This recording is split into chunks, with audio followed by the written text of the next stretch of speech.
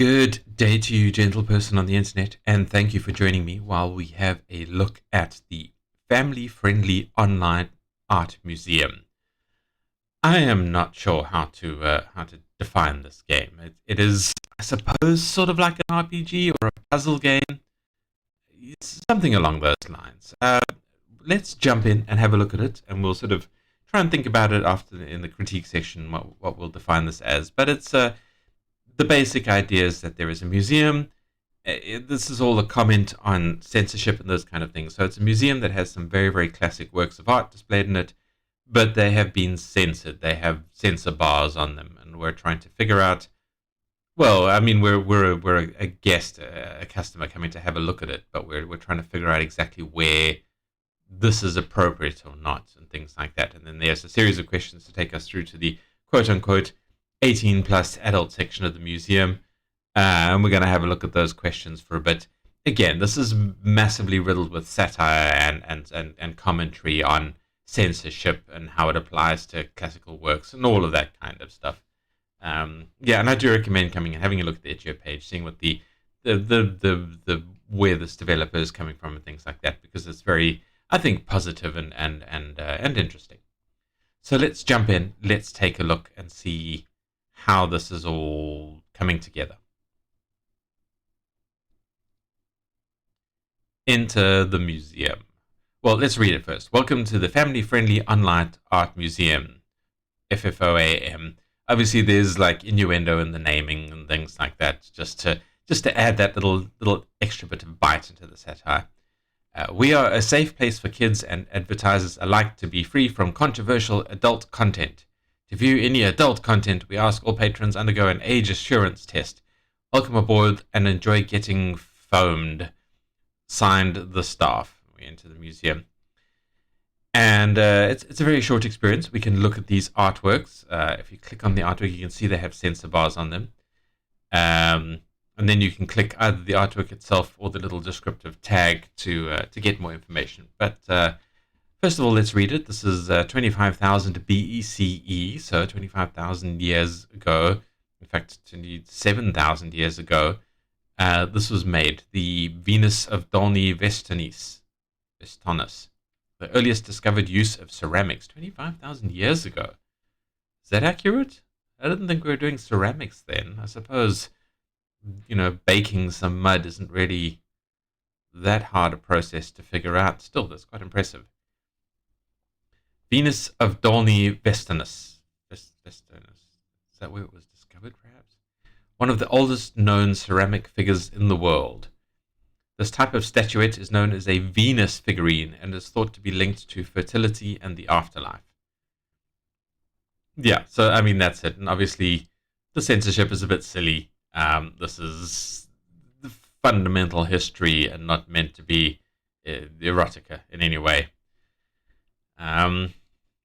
Another classic work of art, The Resurrection of the Flesh, with strong religious elements, by Luca Signorelli, so an Italian painter in the 1500s, when Italy was undergoing its Renaissance. I think that's Renaissance peak or era or something like that. Anyway, Resurrection of the Flesh. The Resurrection of the Flesh, Luca Signorelli. Skeletons being brought back from the afterlife and made human. It represents the concept of eternal life in Christianity. Staff note, while we recognize the importance of religion in children's lives, we have removed parts that may be seen as offensive. And obviously the commentary there is how is it offensive, really? Why is nudity inherently offensive outside of the emotional intensity of an erotic context? But yeah, it's an interesting question, and I think that's really where the power of a game like this lies, is it forces us to ask the question rather than trying to give us an answer, although, I mean, there's something inherent in the satire and the tone. Nevertheless, we're still being presented with the question and some context in which to make a more rational answer for ourselves, I think, anyway. So, moving further on, we have some more artworks here. Let's try and jump through them a little more quickly. Jean Leon Jerome, 1895. Truth lies in a well, having been killed by liars and actors. Truth lies in a well, having been killed by liars and actors. Jean Leon Jerome. An innocent man was sentenced for life in prison for crimes he did not commit. The artist saw this as a sign of radicalization in France. 1895, is that around the revolution, perhaps, or the post-revolution intensity? Maybe things went a bit hectic after the revolution, as one might expect, I suppose, from such a fundamental and intense social upheaval, complete change of the way things were. And yeah, people, extremism is a in a way a comforting path to go down. Anyway, as if to say, when even the naked truth is rejected, we have already lost.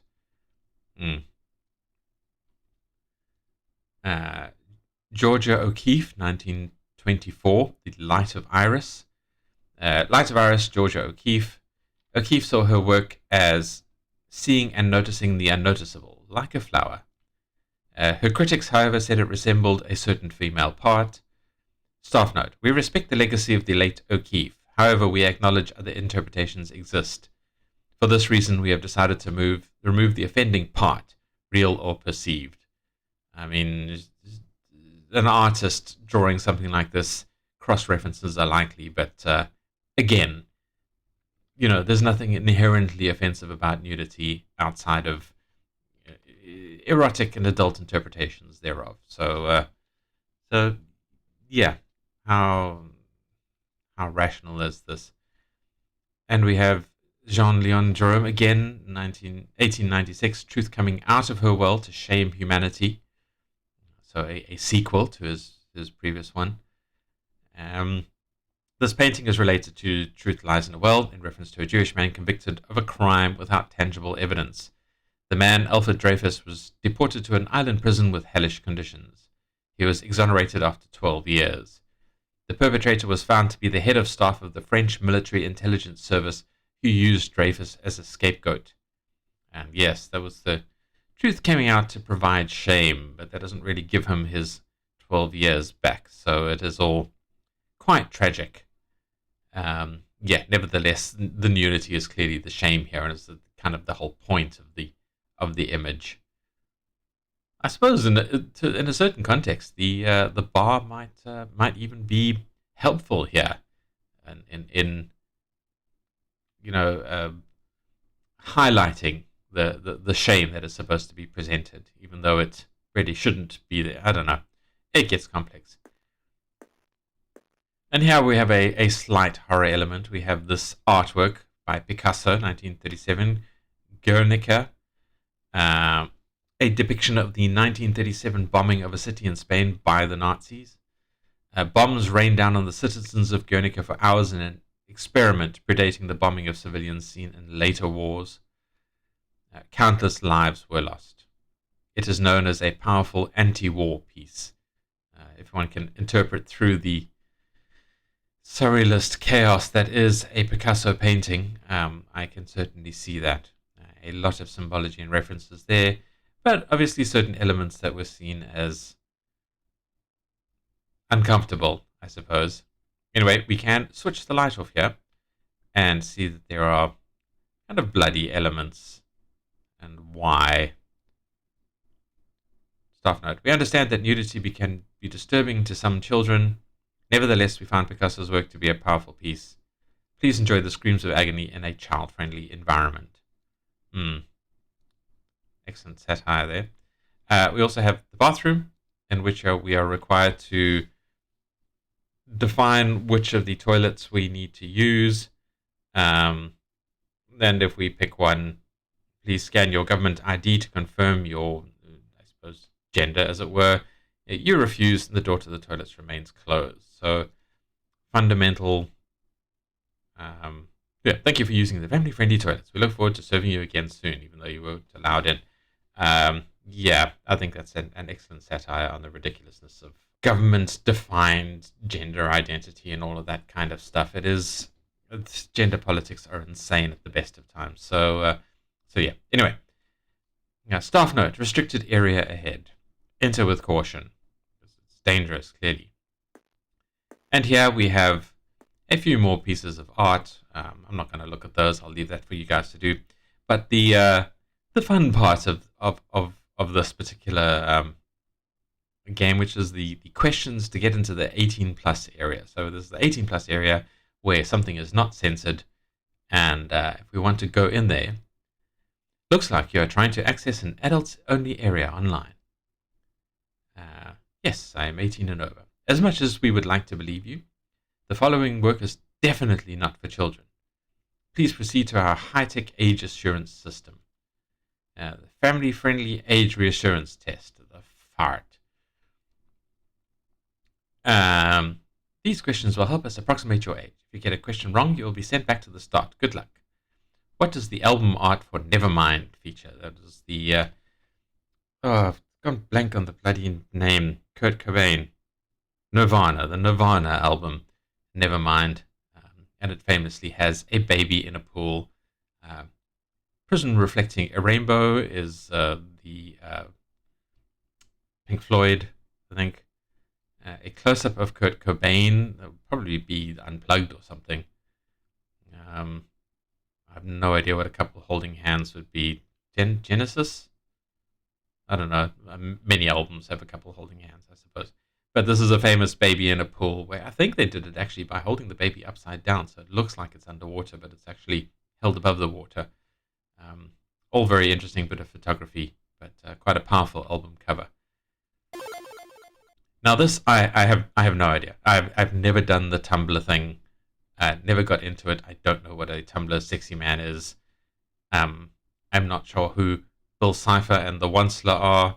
Sans is a font, as far as I know, or at least a component of a font.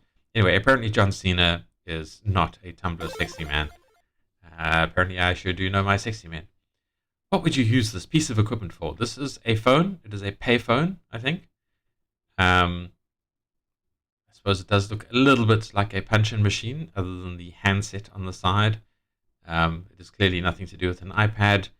And I suppose metaphorically you would be going back in time to use it, but I don't think it's what the equipment is actually for. So it's to call people. Who was the target of Something Sucks Oranges campaign? I don't know what this campaign is.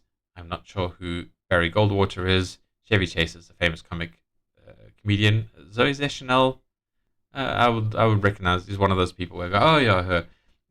I don't know who Anita Bryant is, but apparently she's the one who sucks oranges. Fun fact, the Anita Bryant cocktail was a mix of apple and vodka. But you already knew that, didn't you? No, but I do like vodka. So I need to ask for one of those. I like apple as well. Pick a number that you find funny. I gather the only wrong answer in this one is 67. 67, of course, the annoying meme that we all hate. 420 we all know about. 69 we all know about. 24 or 25, don't know. That's probably a reference to something that I don't recognize. I almost got you, didn't I? If you were James Bond, how would you order your drinks? I mean, this is a classic martini, shaken not stirred. Earl Grey hot is Jean-Luc Picard. Scotch and whiskey neat. Scotch and whiskey? I don't know. That rings a vague bell. I think I know who that's from. Gin and tonic with rocks. Also probably a classic reference. I want to say a noir-esque detective, but I'm not sure. I do like a gin and tonic. I quite like Earl Grey. Martinis, apparently shaken, not stirred, is the wrong way to have a martini. There's a certain irony there that Bond was ordering something that strongly suggested that he wasn't actually a refined drinker. And I do like in the one of the most recent Bond movies, the Daniel Craig Bonds, when he's playing the bit where how he becomes Bond, his first 00 mission, and the bartender asks him if he wants his martini shaken or stirred, which would be a silly thing for a bartender to ask, nevertheless. Anyway, and he says, do I look like I give a rude word? Nice little in reference there. Anyway, the classic Bond is a martini shaken. Now this one, I don't know the reference for this at all. Your best friend asks you for an expensive birthday gift. What is it? Like a gold bracelet is clearly a classic gift, but probably not the. Uh, why is this talking about a floppy? I don't know. Uh, oh, did I skip a question here? Perhaps I don't know. But yeah, is correct. Correct. Actually, this is slightly outdated. Like the original floppy was absolutely massive. It was much bigger than 5.25 inches. Um, it was a huge thing. It had to be, I don't know, more than 10 inches across, and that was the great kind of database extractable discs from back in the day. It was a huge thing. I've seen one there.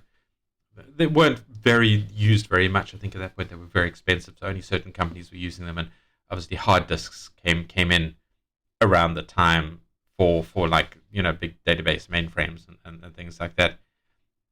So they weren't very common, but that was the original floppy. Then the 5.25 inch was the kind of the mainstream floppy that everybody started using and even private users used, and then the 3.5 inch, what we called a stiffy.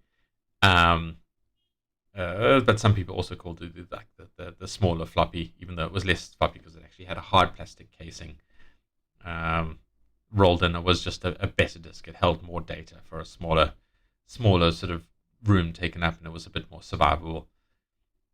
Yeah, and had that little sort of metal disc, and the image of the stiffy's sort of shape and the little metal thing that slid across to protect the read surface is still the save icon these days. So yeah, a little bit of legacy sticking around, even though you don't get machines with that drive in it anymore, unless you're getting an old retro machine, I think. Anyway, expensive birthday gift. The gold bracelet is an expensive birthday gift, but apparently that's not quite the option. A Stanley Cup is indeed an expensive birthday gift, but very modern iteration. GoFundMe for rent, also a little bit of commentary on modern times and how our economy has been beaten into submission. And then Octomore whiskey is apparently the correct answer. I don't even know what that is. I'm guessing a very expensive whiskey, possibly insanely expensive. I don't really drink whiskey, so I don't know the reference. And this one, I don't know. I don't know if I'd recognize this person if it was a better picture, not this fuzzed out picture. I'm not. I don't know who this person is. I think it's. I don't actually remember what the answer is here. Is this Nathan Lane? I don't know. I don't recognize any of these names. No. All right. So now, if we failed it, we go back to the beginning, and we have to choose all the answers again. Call people, Anita. Instead, Octomore whiskey.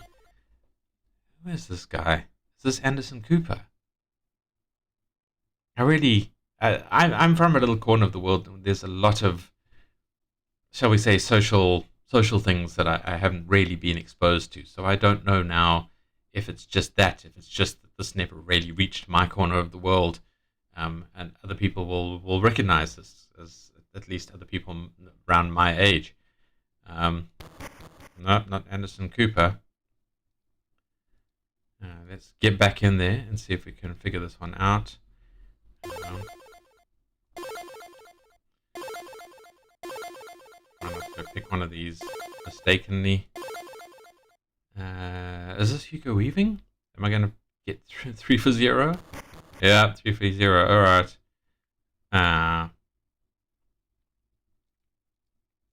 So yeah, you can go through this as many times as you want. Apparently 10 times is the average for people. I'm not sure if that is a commentary on who's playing games these days, as it is only 10 questions. Did I pick Hugo Weaving? Did I pick John Waters? I can't remember what I picked. Ugh. All right, let's do this again.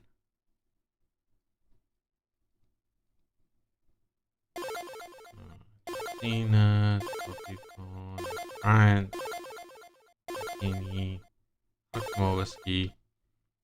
God, is it John Waters? All right, so it was John Waters. Whoever that was, it was John Waters, whoever he is.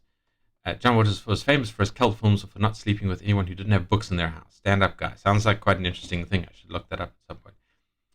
Who was not the Vice President of the United States in 1973-74? I had to look this up. Apparently, there was a bit of this is around the Nixon time. And all of that chaos. I think that's right. And there was a bit where somebody was the vice president temporarily in between two other people. So in that 73 to 74, there were three vice presidents. I believe, if I remember correctly, the only one who wasn't the vice president was Thomas Hayden. Hope that's right. Yes, all right. The others were all apparently the vice president for various periods of time. One more to go. If you arrive at a party wearing your birthday suit, you would make many new friends, be thrown out, fit right in, and it depends on the party. In case you're not aware of the term, your birthday suit is the suit you were wearing when you were born, i.e., you were naked. So it's basically saying if you pitched up at a party naked, then it would depend on the party, as the most adult response there. I think the other three are entirely appropriate answers for specific party types. But yeah, the answer is it depends on the party. And we have successfully passed through to a computer who will then print out the inappropriate image for us. As you can see, it goes, I think that's meant to be the sound and not the image. But I'm actually going to stop there.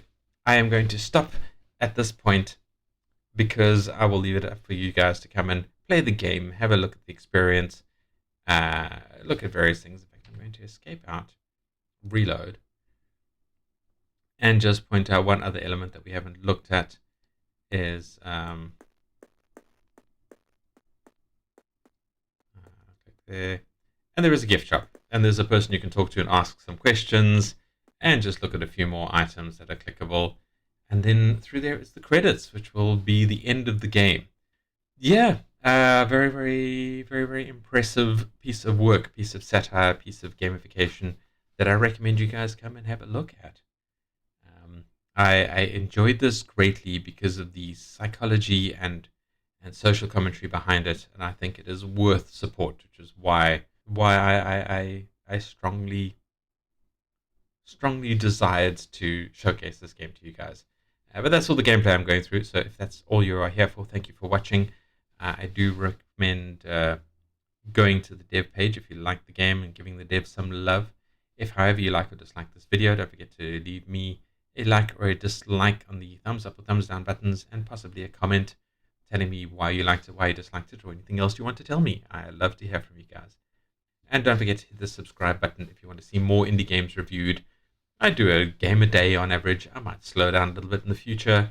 Might try and make better, more involved videos. But for now, I am enjoying this greatly. I love showing games of all different kinds to people to try and get people playing the games, because the indie game market is a vital defense against the predation of the AAA studios and the other terrible things they're trying to do to us. So support indie games. Don't support AI slop, microtransaction fests that the AAA studios are trying to foist upon you to make profits for their shareholders. Yeah, if you're going to give money into games, give it to indie devs instead. There are some amazing games out there, and I'm trying to find them and show them to you guys. That's our mission here. Anyway, and if that's it, thank you for watching. I hope to see you in the next video. If you're sticking around for the critiques, well, this is hard to talk about because it's difficult to differentiate from what is purposeful for satire and what is merely a tool that is used to make the game a little bit easier to make, versus what is an actual bug and something that's been left out or something like that. There's no sounds. It would have been nice if there was more ambient sound and stuff like that. The UI is fine, although I would like it more if there were like mouse over things. So if it just highlighted a bit to say this is a clickable thing, drew a little faint line around it or shifted it slightly on mouse over, that would be a slightly nicer bit of interaction with the world, as it were. Yeah, that's the only thing about the UI I can affect. I don't think this really needs a tutorial. I think the game explains itself well enough during play. But just a little hint that this is something clickable, that you can then click on it, kind of, in the game, as it were. Uh, just reload this. Yeah, it doesn't say click on things in the game. Here it says you can click on that, but you can actually click on this to get the same thing. Hmm. Uh, yeah, the games looks all right. I'm going to say I'm not a fan of this visual style. I don't know how much of this was done on purpose to try and defend the original artworks, to say we're not trying to copy this, we're not trying to replace it. That kind of IP protection is something that you do have to keep in mind. But I am sad that we cannot see these artworks more clearly than this in their actual state, um, because they can be some absolutely beautiful and some very enjoyable pieces. Um, yeah, so I mean, I guess my commentary there is I wish it was a bit more clearer, but I understand why it potentially is not. Um, yeah, and really the only other critique I have is that I wish there was more of it.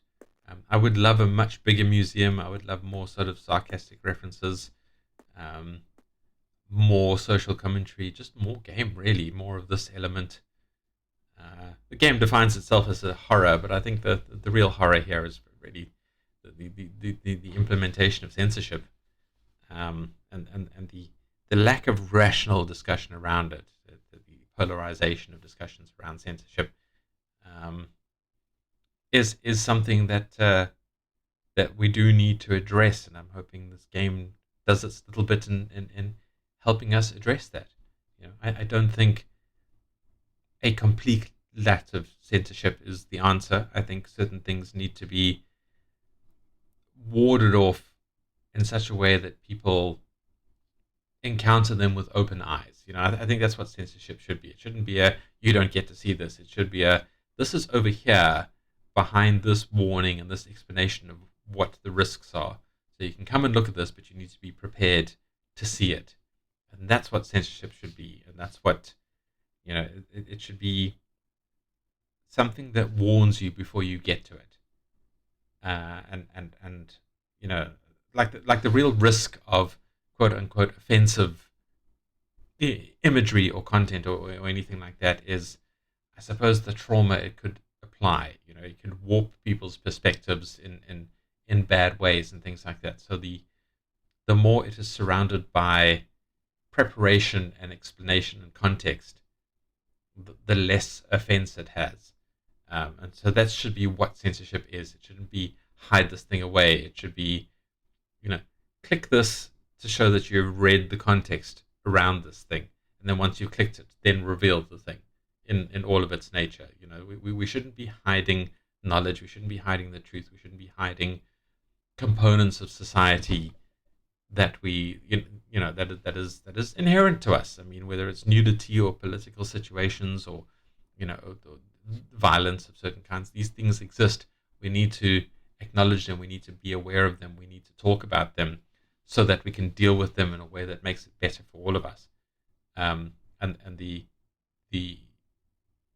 unfortunately, a subset of people in charge believe that these things should just be hidden away, and try to forget about them. And that is not good. That is not healthy. History and science have shown again and again that this is the wrong way to deal with certain subjects. Don't hide them away. Just educate people around them. Show the actual truth with solid sources and solid, methodology behind ascertaining the truth. Uh, and hopefully that's what this game is trying to say. I think that understanding is coming from somewhere, and coming through to it, because yeah, we don't want to traumatize people, but we also don't want to leave them ignorant, because ignorance is in many ways even worse than the traumatization. You can recover from a bad experience. um, you can deal with it in many ways with the appropriate support and understanding of how to deal with it, but ignorance can bring horrible disasters, horrible, horrible consequences. So we need people to know truth, established truth that is objectively established, as much as possible. And that is hard to do. Of course, people can warp sources and warp a lot of things around truth and present truth in a way that is not true. But if you, the advantage of that is that you can keep digging, you can keep doing the science, you can keep hunting down what the actual core truth is, as long as you're left alone, allowed to do that. So yeah, you need to be able to contribute to the body of knowledge, not hide bits of it. I suppose that's what it summarizes down to. And that's enough soapboxing from me. I think this is a good game. I think it is a worthy little statement. I suppose it's not a game in the pure sense, and I've kind of solved the one puzzle for you, but I think is the kind of experience I like to see in the game world, and I think it's valuable. It's valuable, and I wanted you guys to see it. So thank you for watching. I hope this has been interesting. I hope you will come and have a look at this game, have a look at the things that I haven't shown you. Do your own best to dig away at the 18 plus test and go through and see what has been hidden away from you. And yeah, I hope to see you in the next video. Thank you for watching, and goodbye.